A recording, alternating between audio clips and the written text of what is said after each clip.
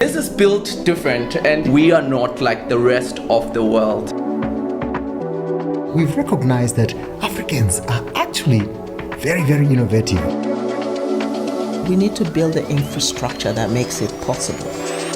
Africa has suffered a lot from perceptions about Africa that don't even exist.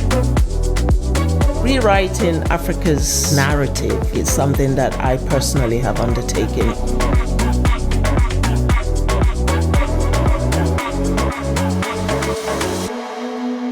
We are built different, and around here we focus on our vision for Africa and the version we tell of the African stories in an impactful way. And today I'm so excited to have two people that I truly admire, and I know that I'm not the only one. They are visionaries, they are leaders, movers and shakers who are shaping this continent's narrative. I'm pleased to welcome into our studio, into this podcast, Miss Ahunna Eziakonwa, who is the Regional Director for UNDP Africa and UN's Assistant Secretary General, and as well as Maxwell Gomera, who is the Resident Representative for UNDP South Africa and the Director for the Africa Sustainable Finance Hub. Thank you so much for joining us today. I'm pleased to have you on the studio. Wonderful to be here. Looking forward to an exciting time with you. This is built different, and if you actually hear these words, built different, I'll start with you, Ms. Ahunna. How does that resonate with you personally as an African and as well as the African leader that you are? It's a very interesting characterization of the continent. You know, I've never thought of that. Yeah. I wouldn't necessarily think about Africa as built differently from the rest of the world. I think we're just as human, with all the talent on the continent, but also all the flaws. So first of all, I think to register that Africa's humanity is not that different from other parts of the world, so this is a continent with a lot of humanity and richness of culture, but so you have in the Latin America region, in the Asian region. I've traveled the world and I see beauty everywhere. What does bother me a little bit or doesn't sit well is the concept, the way Africa has been sort of seen by the world as, a region that is different, but from very negative perspective. So where the value of humanity is much less than, you as an African, you kind of grow up when you see all the images and every story that is told about the continent indicate that life is less valued on the African continent than the rest of the world, which is why we have been through such immense exploitation as a region. Absolutely. And so for me, is Africa different? We're not different from the rest of the world in terms of our humanity. Do we have something different to offer to the world? Absolutely. Yeah. We do have, as you say, the diversity, but we're not the only ones with diversity, but perhaps our diversity is actually quite profound. We do have a culture that I would argue is one of the richest in the world in terms of both the philosophy of life. I mean, we're in Southern Africa today, we're in South Africa, where the concept of Ubuntu, which I hear people repeat all the time, this is exactly what the world needs today, this spirit of solidarity, yes. I am because you are, the sort of that notion that we're a global community, that we have a common humanity, and that everyone is equal. Yeah. In a sense, with our humanity. It's something that Africa contributes to the world, a philosophy that, if adopted, is going to make the world look very different from what it looks like today. So yes, you can find aspects of us that's built differently, and then you find aspects that's very much like the rest of humanity. That's quite actually an interesting take, and I'd like to hear from Max as well. I think you're mostly right, Ahunna.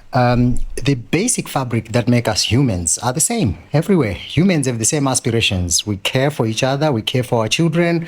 We have the same dreams. So as Africans, we are not different. When I first went to the UK and I was working with a lot of colleagues, they asked me a similar question, but they asked it differently. And they said, now you've been here for a few months. What is different?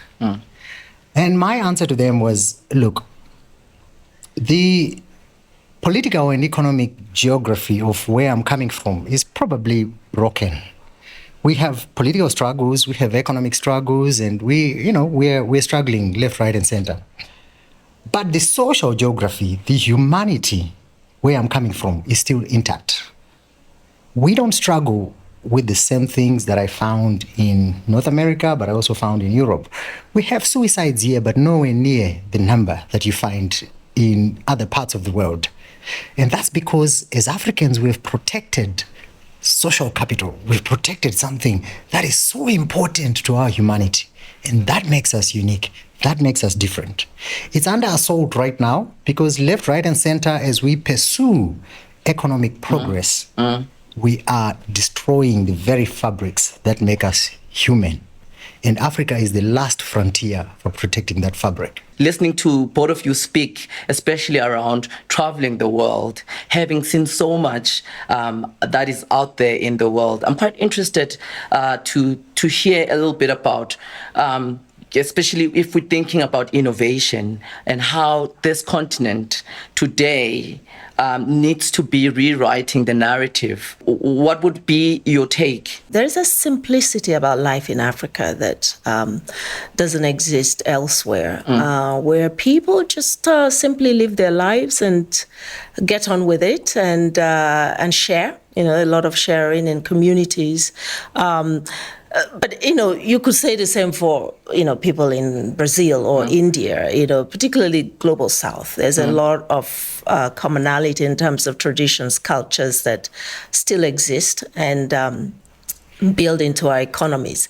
Rewriting Africa's, sort of image or narrative, I think is something that I personally have undertaken because I see the danger of Africa not confronting the fact that it has been, its image has been distorted, what Africans have come to believe of themselves, some Africans, not all, but also what the world out there thinks of the continent. I think that's problematic, especially as a development practitioner. I think it really does have implications for development. Let me break it down a little bit. So take the concept of risk.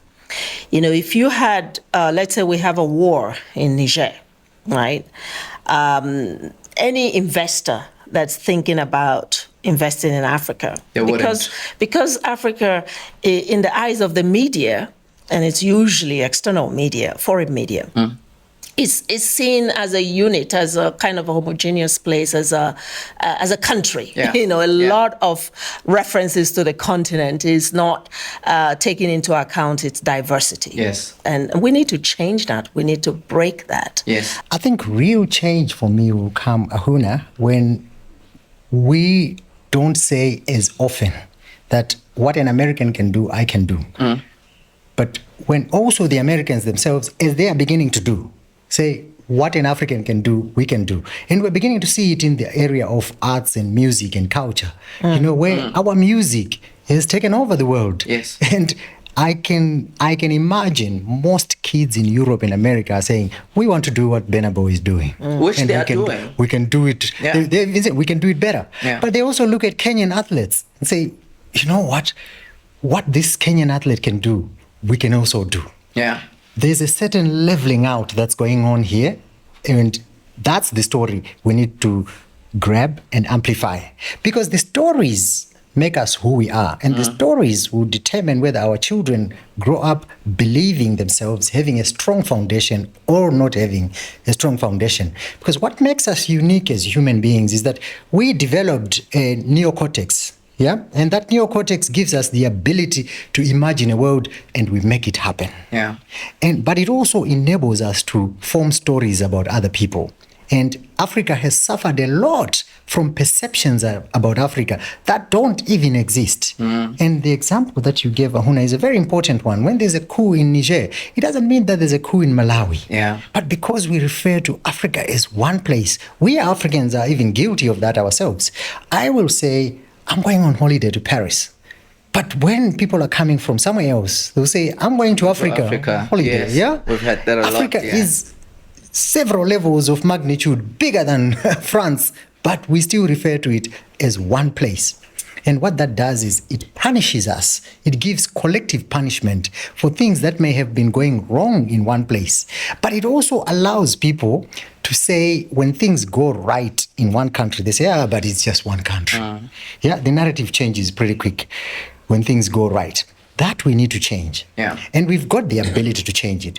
What has been holding us back is something that I learned when I was working in Rwanda, is that many Africans and many African companies, many African universities and students are trying to solve problems that are not within their vicinity, but problems that are elsewhere. What would be examples of those? Within our vicinity, we have multiple problems. I mean, in 2025, we have African families, men and women, who are still using firewood in a tightly closed kitchen for cooking, and they are dying from respiratory diseases, from everything.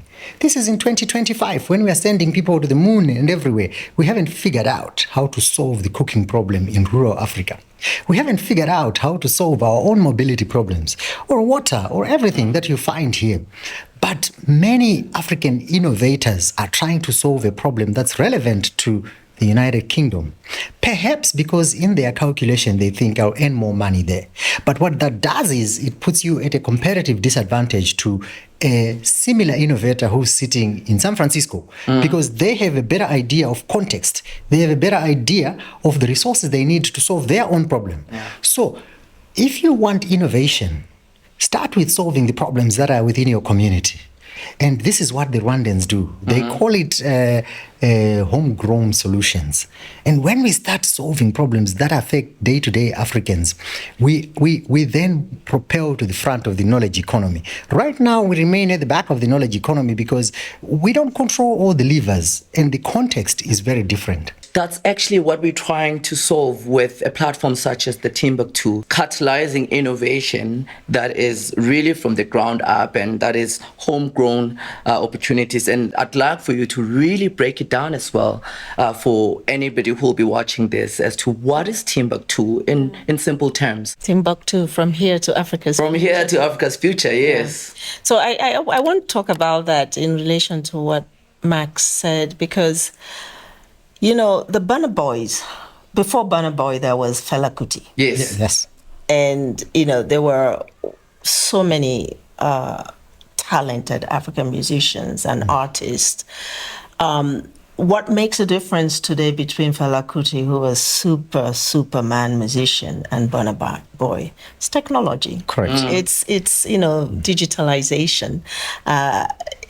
So what we try to convey through Timbuktu, and actually why the name Timbuktu, is, you know, its history is so important in validating and establishing confidence and belief in oneself. We want to avoid a situation where African youth today think they don't come from something. Yeah. You know, we just suddenly, you know, are doing all these innovations. You need to understand that you come from wealth, you come from innovation, you come from science and tech, that it's actually part of your heritage. And a place like Timbuktu in Mali, for us, the birthplace of science, technology, innovation, trade, you know, commerce.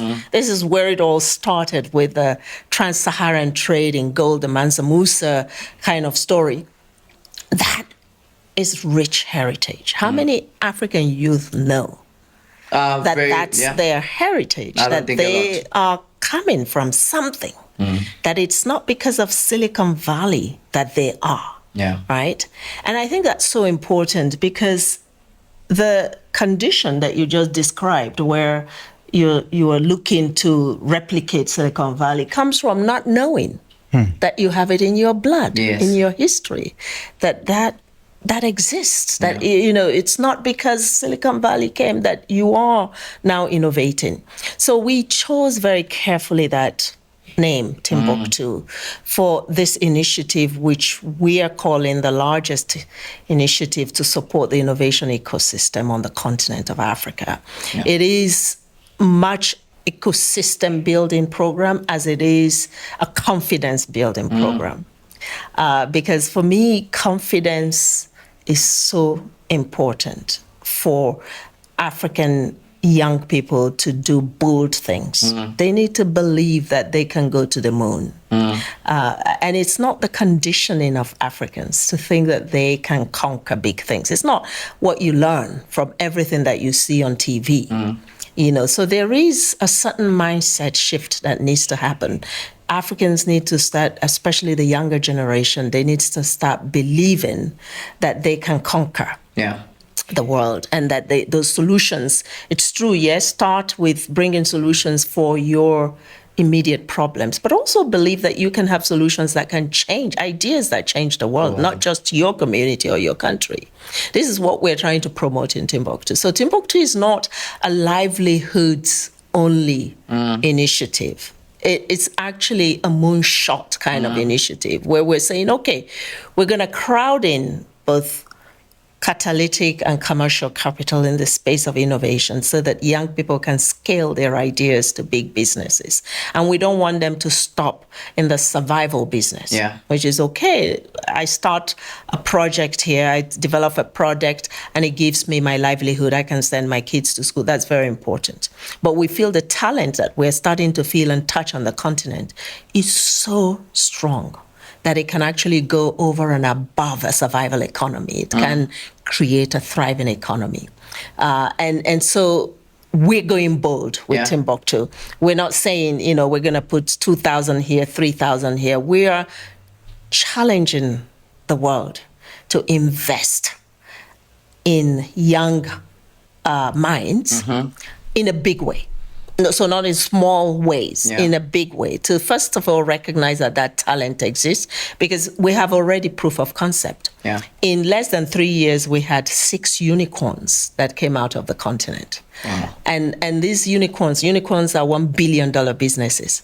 And if you look at, for instance, what happened in the movie industry, where we now have Nollywood as the second largest movie industry in the world. When you talk to a lot of people who started Nollywood, they didn't have support. Not even from their governments, not from anyone. They started in their garages, like most innovators and entrepreneurs do. To get from there, I remember when I saw some of the first movies in the industry, in the Nollywood industry, I didn't want to watch them, because they were so bad. Yes. Some people might remember that. I think they had one camera even. Exactly. But they persisted. Yes. And they just improved, step by step. And it's what it is today. And that's a message for our young innovators. Rome, they say, was not built in one day. In one day. A lot of people have good ideas. They start, then they get frustrated. And they fall off. They get frustrated because they're not getting quick returns that they expected. And yet, the best things that are built don't happen overnight.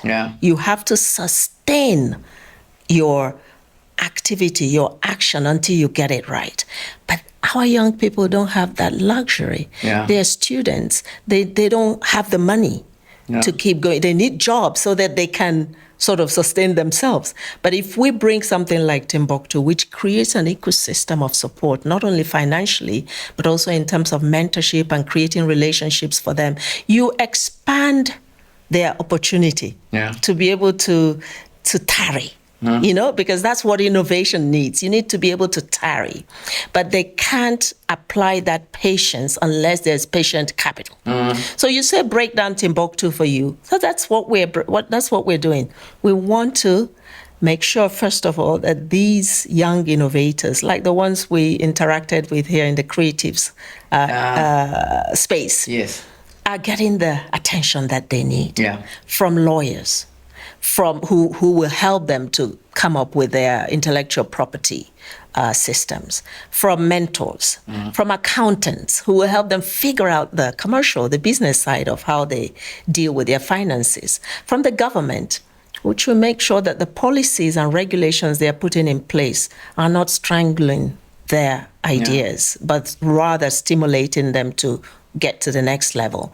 So Timbuktu is really multi-stakeholder, it's like a platform. Yeah. It's not a project. We're looking at a 10-year horizon. You're talking about building differently. We need to talk about building development differently. Yeah. So where we would normally do a development program for 1, 2, 3 years, we are extending this to a much longer horizon, because it doesn't take 2, 3 years to sow a seed that really becomes big. So Timbuktu is looking at a wider, longer horizon, 10 years, we're saying. And we're looking at scale. So we want to support at least 10,000 startups on the continent and scale 1,000 of them. And those numbers, depending on whether you know well the innovation ecosystem or not, might sound either big or small. But we've tested it on the market. This is a huge ambition, but it's achievable. Yeah.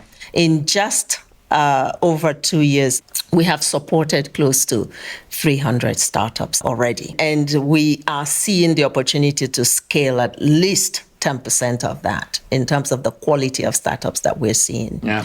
We've already created 6 thematic hubs of the 10 that is programmed, because we have thematic tech hubs as part of the Timbuktu ecosystem, where we're consolidating ecosystem rather than have it so fragmented. But also we need to start training and scaling for processing and transformation of minerals. So our Mine Tech Hub is going to be doing a lot of that in the Timbuktu ecosystem. I mean, so what I'm hearing a lot from the Timbuktu platform is doing obviously development different in a way that is very comprehensive. And from what I know, Max, that's kind of the approach, providing this comprehensive support that enables township economies to thrive, because we all know of the challenges of most businesses. You're talking about them, Ahunna. Would you say that's actually the approach we are taking there? It is largely the approach we're taking. And I want to pick up on the idea of building infrastructure that Ahunna mentioned here. Some of your audience might say, these guys are painting a beautiful picture of Africa, but that's not what we see, because we don't feel that in our pockets. They would be right that some of these things, the majority of our people on the continent are not feeling the benefits of a wealth in downfall that the rest of the world might be feeling. And there's a good reason for that. Part of the reason is that we are not alone. We are part of a global economic system. And that global economic system has been built around privileging and valuing certain forms of capital more than others. So when we measure which country is doing well, we look at gross domestic product figures. And many African countries are underperforming in that regard. But gross domestic product is measuring a tiny percentage of what makes us human, where we started. It is the game in town right now, so you cannot run away from it. As such, what we are trying to do with initiatives such as Timbuktu is to build the infrastructure and the guardrails that enable young Africans, innovators, entrepreneurs to be able to navigate in this world that we are in. And that puts them at an advantage. Or at least that brings them at par with what's happening elsewhere around the world. If you are at Stanford and you are a young entrepreneur with an idea, you walk into a makerspace, you walk into a university innovation pod, and you just have to dream it and try it, and it will happen. If you are in Africa, the transaction costs of coming up with a product are so high that you might be tempted to think that, well, Africans don't get it.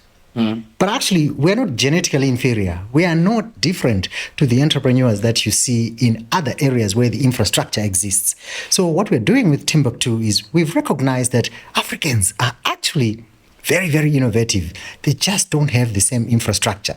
But technology is changing that. Technology is leveling these things out. So what we are doing under Timbuktu with the Unipods is we are bringing the infrastructure to Africans that enable them to do what they do best, to innovate and solve their own problems. Think of today's world. Many people are playing in the digital space. They are defining apps, they're doing this. I spent some time in Rwanda where I met a person. I went to a place called Gatagara, and this is a place where you find people with different forms of disabilities. I met a gentleman who said, look, I use prosthetics, but each prosthetic that I have right now, I have to spend about 6 months, 3 to 6 months getting used to it because of the way it's designed. They were using old technology. Can you imagine 6 months trying to fit into something and the pain that you go through? So we said, we can solve this. Yeah. And we went around the world looking at how some people are solving it. And we found, computer-aided design and manufacture using 3D printing can solve that. And you become more precise about the prosthetics that you are manufacturing. Those are tools that are not available to our young entrepreneurs. So with the Unipods, what we've done is we are bringing to universities around the world, around Africa, machines such as CNC machines that enable them to do computer-aided design and precision, more precision design. DNC machines, then 3D printers, so they can actually go and print and manufacture the thing that they want to manufacture. That has reduced the time needed for innovation from several levels of years, months, to, you can spend an hour in a laboratory if you have a good idea and you do it. I bumped into a young woman. She is in second year university. How things have changed. And she said, listen. Accounting, yeah. I'm in accounting. I'm not a software engineer. I know nothing about these things here, but I have an idea. I've seen that there's a lot of cybercrime going on, and that's because there is no digital trust here. And I want to build a new language that will make people trust what they're seeing online, that will enable you to verify the truth of what we are seeing, you're hearing, and everything. Because she's right. Everywhere around the world, we are inundated by fake news, misinformation, disinformation. Yeah. In fact, someone said to me that when the world comes to an end, we'll first hear about it on Twitter. But believe it when it comes on BBC or any of these trusted sources. And that's right, because right now there's too much noise.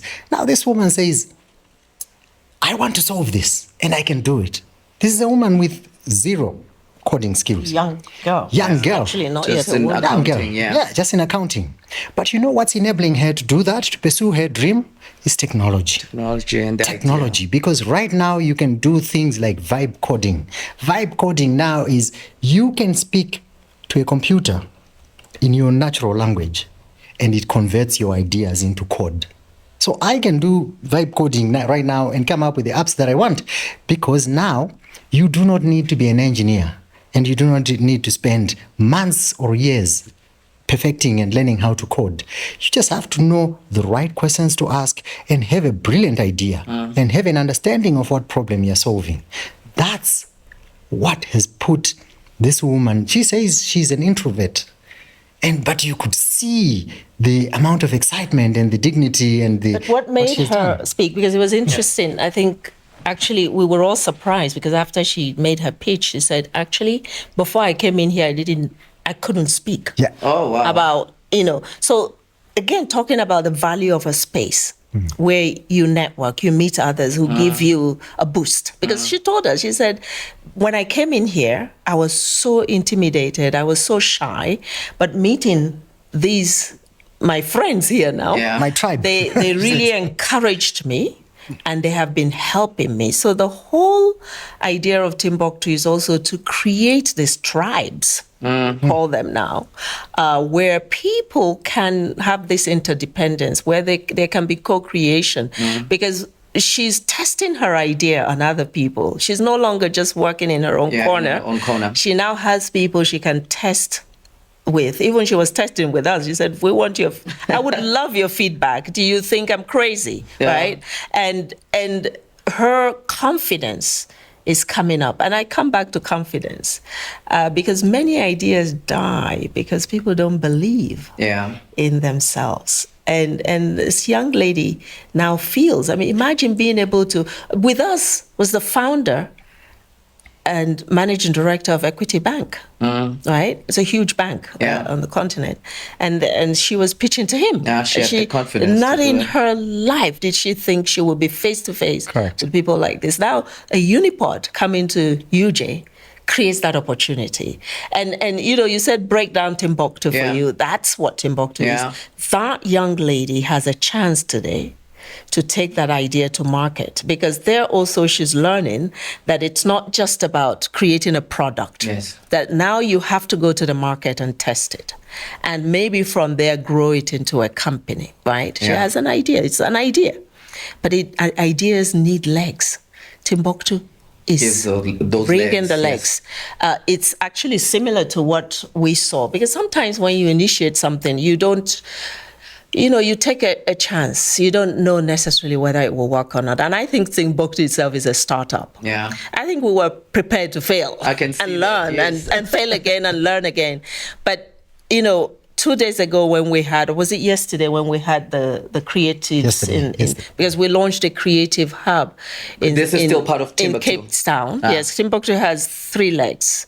It's got the Unipod, so that's a university for incubation and ideation and all of that within universities. But then we have these Pan-African thematic hubs, which are sector-based. Those would be the Unipods are sector agnostic. The fintechs, the agri-techs, the mine-techs. So one of them is called the Creatives Tech. And we decided to have Cape Town host that because, again, the ecosystem already exists in Cape Town for creatives. And we're just, again, coming in not to replace it or compete with it, but to boost it. Yeah. That's the beauty of Timbuktu. We're not just another player on the landscape.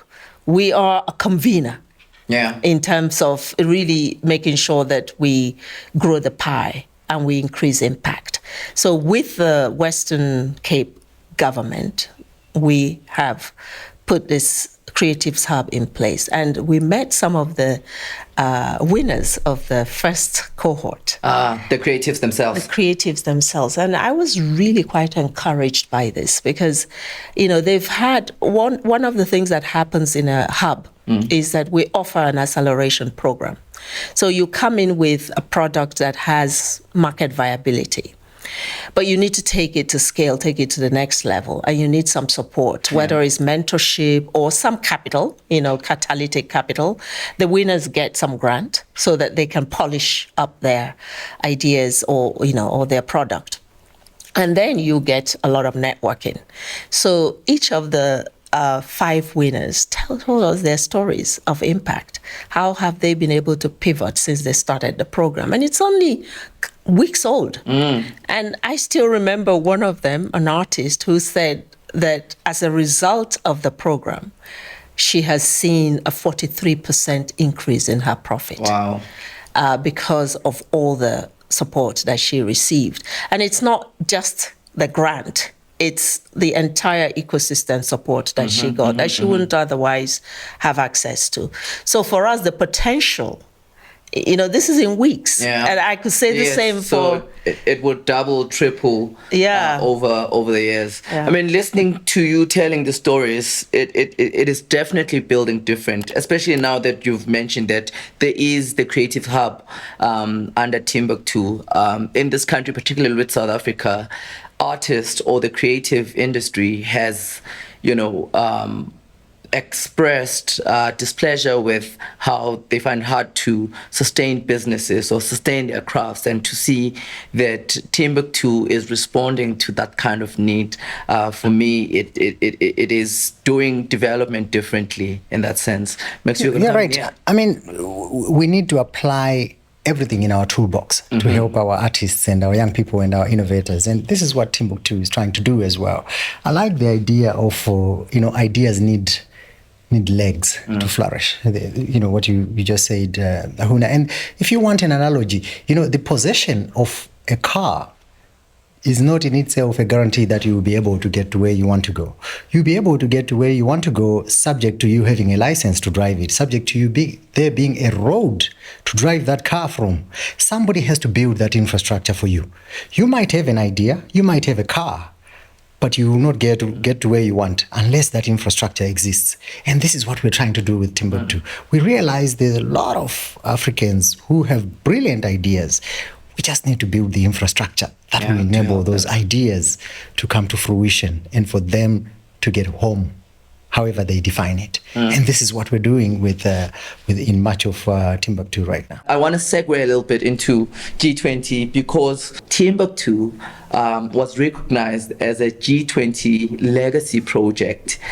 What does that actually mean for Timbuktu, particularly in South Africa? I think it means there's a recognition there, and it was under the Social Summit, right? Social Summit, yeah. What is the Social Summit? The Social Summit is obviously trying to home in on one of the themes of the G20 that South Africa put forward, which is equality, right? And, if you look at this continent, the majority of the population is young. Right, but the youth are also the most marginalized in terms of access to opportunity. So I think under the social summit platform, it made sense to say an initiative like Timbuktu that is specifically targeting young people should get some attention globally. And we hope that means that the global leadership of the world under the G20 and beyond start to see the point in supporting an initiative like Timbuktu, because it's powered by UNDP, but we're not here saying UNDP needs the money. We need to bring the capital to bear on this innovation. And for me, actually, it's both professional and personal, because I've seen the transformation. I mean, the young people are not building just so they can prosper and buy private jets. Every single one of them, and I've met many and talked to them, want to solve the challenges that they've seen in their communities and in their families and in their countries. There is there's some conscientiousness around the innovators that we're seeing today. They are relentless in solving for the poor. They're solving for that woman in the last mile who's been working hard with her bare hands trying to squeeze oil out of shea butter. And they want to build machines that will reduce her hours of work from 16 hours to 1 hour. 1 hour. You see this kind business, kind enterprise, and you feel like it deserves a lot more attention than it's getting from the world. So that's why we celebrate this recognition. And I think if South Africa's presidency, if its success is going to be measured, it would be in the adoption of initiatives like Timbuktu to go to the global stage of attention, of recognition, of visibility, of support, because this is where we start to shift things. Thank you so much, Matt. This is a big deal. Yeah. My daughter would say, this is wild. Yeah. It's fire. It's fire. It's giving. It's giving. Yeah, it's giving wild, Dad. That's what she would say. Because, we are in a world where there is a serious competition for ideas of what can make life better for the next person. What can move us, propel us to our ideas of the good living, the good life. So we are in a contest. And when you're in a contest, you need people to validate your idea. And what the G20 is doing to Timbuktu is they are validating that there is something there.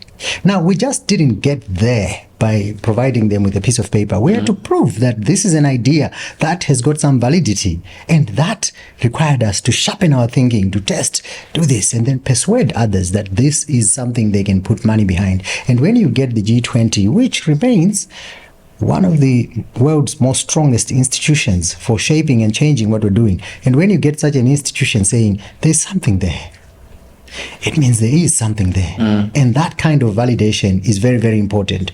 But it also starts to socialize Timbuktu amongst a wider audience And together, we can start working towards making it a stronger vehicle for changing the lives of every young people on the continent. The message is quite clear from everything I've heard from you that Africa is alive with possibility.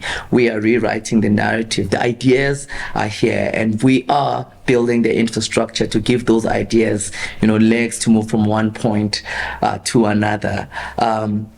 I had planned to do something as parting right here, and it relates so much with also what came out strongly in this conversation, that we need to change those perceptions about how we are looked at as Africa, but we also need to change those perceptions within ourselves as how we look at ourselves as Africans and how we, portray Africa to the world.